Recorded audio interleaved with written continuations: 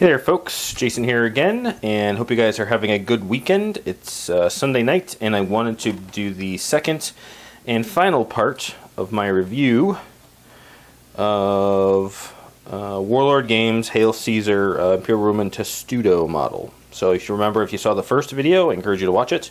That was more just my initial impressions and assembling what my plans were for it and basing it and things like that. So over the past couple of days, I kind of focused on this instead of the auxiliary cohort that I was working on, the infantry cohort, because I thought this would be a pretty quick model to finish up. And sometimes it's just nice to have some hobby table progress, right? So I did. So I'm going to zoom in a little bit here. And so here's the completed model. I think it turned out really well. First I'm going to talk about the model, then I'm going to talk about my thoughts. So as I mentioned before, I somewhere along the way via eBay inherited a I think this was a movement base from an old Warhammer Fantasy starter set. It's the kind of tray you don't have to put together but was finished, and that's one of the things I liked about it because I could just pick it up off the shelf. I was tempted to do a bigger custom base that would match the footprint of my other infantry cohorts, but this one was ready to go when it was right there and it fit around the same size. If you'll notice, I elected not to include the Centurion. Oops, it came with it. Here he is. It's a good looking model. I'll use it for something else. Yeah. So there he is. He'd be charging out of the Testudo there, calling his men onward. But it model didn't make a lot of sense to me, and it wouldn't fit on the base kind of easily. So I elected not to do that, and then I just did the same MiG Wet Earth, which I will do a review on. I just wanted to kind of get my way through this, and then clump foliage, a bit of grass tufts, things like that. I did add the, let's see if this will add a couple arrows in there. I was tempted to have one going into the guy's knee. If any of you play Skyrim, you'll know that there's a character in there that talks about taking an arrow to the knee, just as something funny, but it wouldn't have kind of fit well. I want to, so I painted it up. It was a bit of a pain with all of the decals. It definitely took me a long time to put together. The painting itself wasn't too bad at all because, I mean, there's not really that much to paint. I always kind of base coat my, I base coat and then I do another coat of just a bright red to make sure the transfers show up well. I don't have any sense that they wouldn't, but that's all I really had to do. And then I paint up the back rank, and I'm not sure if it shows up in here. You might be able to see it if you really look. Yeah, I guess it shows up well. So the way this model came together, there's no center block, and so a lot of light would show through because there's those 4 outer edge pieces and then the lid. So I didn't like the way that looked, and another one of my fellow YouTubers commented that he put a bunch of extra models in there so you could see the legs and just paint up the bottoms. I didn't want to use any more models, and I was a bit lazy, and so all I did was I took a block of pluck foam and I jammed it in there. So I mean, if you look closely, you'll know it's there, but otherwise you don't see any light coming through, so it gives the sense that there is a lot more, there's no open space in the middle, because there isn't. It's just filled with foam. So all in all, I think the model looks good. I like the terrain. I was a little worried I maybe put too much grass down, but the Romans didn't always get to pick, the perfect flat, earth that we always put on our battlefield. So these guys, for whatever reason, are marching across the field. Maybe they're going to go up to the side of a wall of a settlement somewhere, or they're just decided because they're taking all kinds of fire to go into Testudo. I've grown more and more inclined toward doing diorama-ish bases if I can, versus just doing, flock grass or unpainted base or a random rock here or there. So I'm pleased with how it came out. So to talk a little bit more about the kit, I gave you my initial impressions in an earlier video.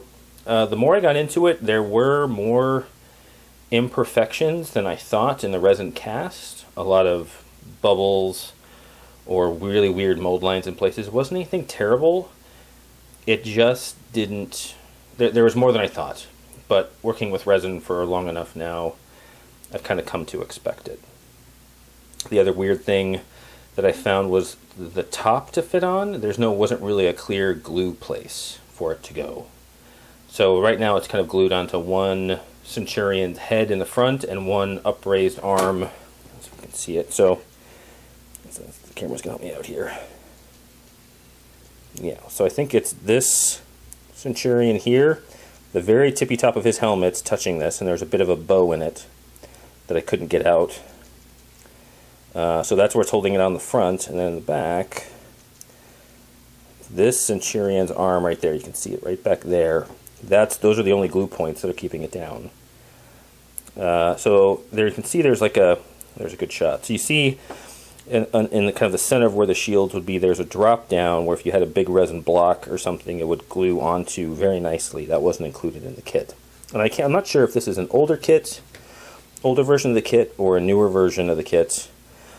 The other issue I did run into was the transfers were pretty old, so I'm guessing it's an older one, and they just kind of fell all apart.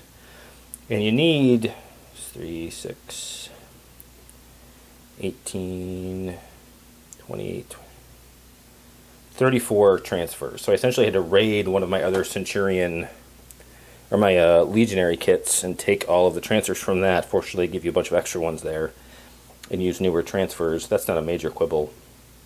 That's not the kit's fault. That's just, I got an older kit, I think. So a lot of this stuff may have changed with the newer models. I'm not sure. I would welcome other people's thoughts. If they've had these kits or seen them, if they've changed it. I know one person posted on the first part of this that theirs came in a single block. I'm not sure if that's a better or worse way to go. He said it would be better to kind of have it, cut into 4 pieces or things. So, I don't know.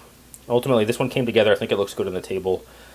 In terms of other suggestions for hobbying or assembling or painting this, obviously I would paint all the pieces separately first and then assemble them. Also, the assembly was a little finicky. The pieces didn't want to line up quite right. You can see this side kind of bows in, this side bows out, but even the most veteran of Legionaries aren't going to have perfect discipline and formation. So these guys are walking forward while taking missile fire and rocks and other stuff. So that's not terrible. I will say I think you really need to have some kind of decal softener and applier. I use these mostly for the top. Because the shields overlap, the decals from Warlord are a little bigger, so they're kind of intended to overlap on the edges. Well, in some of these spaces, there aren't edges. It's just a single block. So I had a heck of a time trying to get it to go down, and I had to use a number of coats of decal softener. So if you're going to do this model, I would say have that on hand, whether it's microsol, microset, or whatever you decide to use. I think that's a must. But, so, yeah, that's it. All in all, I think this is a great kit. I think it looks really good on the table. I'm not sure how I'm going to use it. I might cheat it for another unit. It's not quite the right size, but obviously if you had any kind of cohort and it would shrink down to a smaller footprint, I think the guy I might end up playing with is going to be okay with it. If not, if I have a regular unit that goes into Testudo, I might swap it out, but like I said in the other video, I'm not planning on buying any more of these unless I see an awesome deal and I have nothing else to paint, which really never happens for me. But you never know. Never say never. So, in sum, great kit. Good job, Warlord. There's a couple minor things with resin kits I think you always have to deal with, but I think it looks really good. I don't have really a comparison point on it, but I am very pleased. So, welcome your comments and suggestions or your experiences. Also, you get this nice model too, which I will use in another... Come on. Do this to me now. You get this really nice, cool Centurion, which I'm going to use in just another unit. So that's a nice bonus. So you feel free to use that or not. So, hope you guys are having a great weekend, and keep on wargaming.